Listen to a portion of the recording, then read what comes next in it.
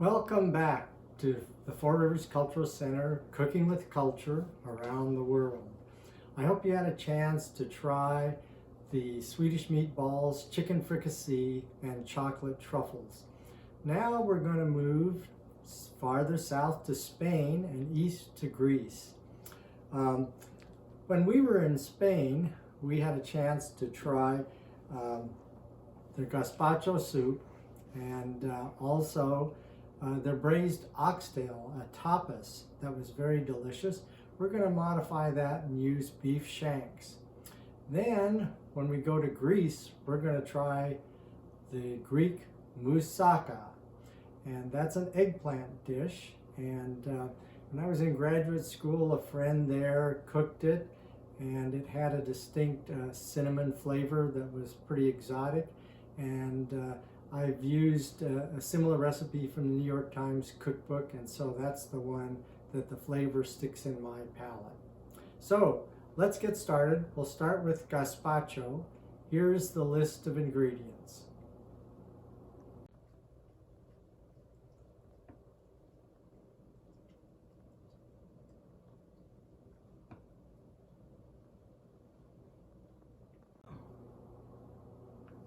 So here's gazpacho. Let's jump right in. First, we're going to take, the recipe calls for maybe 4 slices of bread. I'm using a slightly bigger homemade loaf. It's whole wheat, that's okay. What I'm going to do is soak them in some water to get them started. It doesn't have to be absolutely wet, but the point is that you can get it started. It'll be absorbed into the soup a lot easier, so we'll do that. We'll get it started.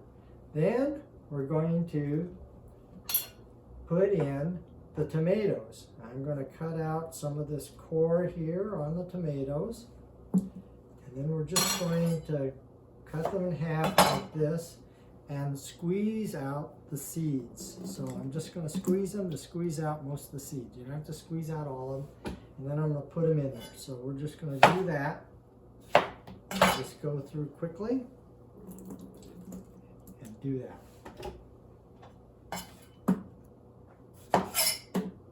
All right, so it's pretty easy to squeeze out the seeds. If you cut them crosswise, they'll pretty much come right out. Okay, there we go. Here's the last one.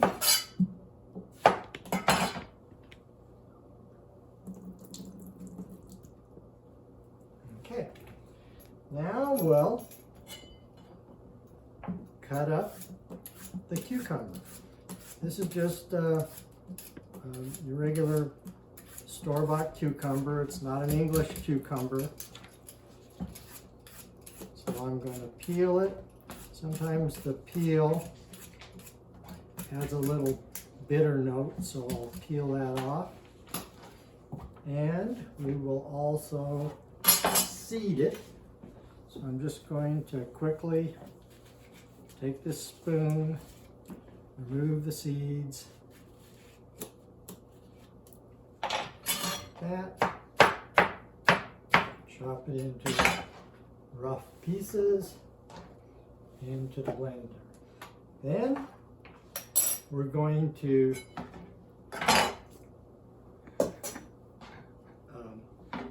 put in some green pepper, and I'm going to take out all the seeds from the bell pepper.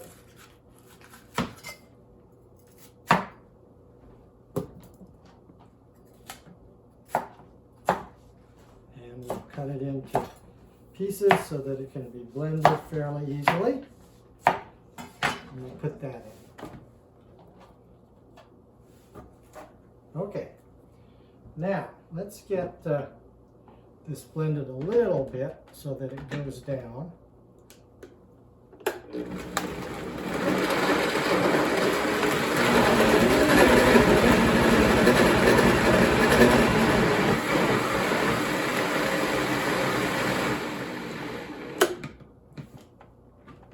Okay, so now we'll put in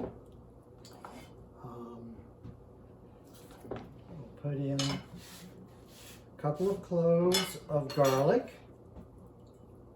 Cut off the ends like this, and it will come out of the skin a little easier.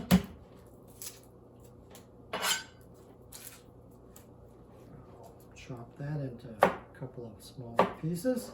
Put that in. And in fact, these are big enough slices. I think I'm just going to put in a couple.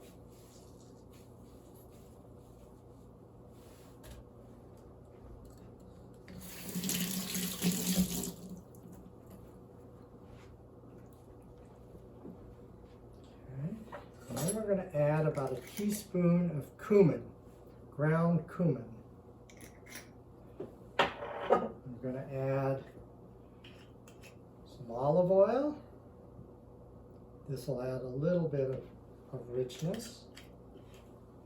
And then I'm going to add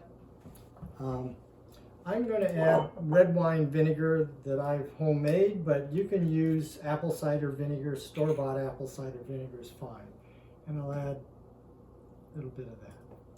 That'll kind of brighten up some of the flavors. And then we'll add a little bit of salt. Maybe a teaspoon or so. Okay.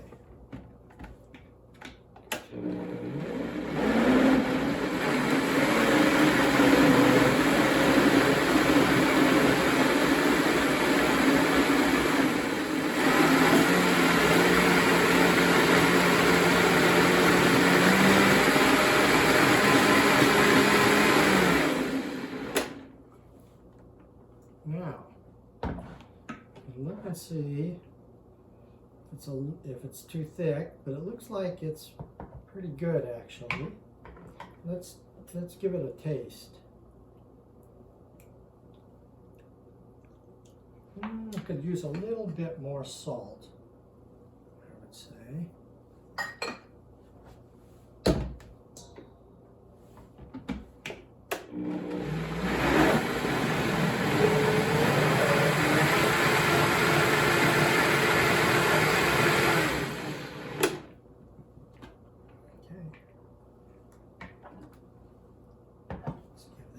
Quick taste.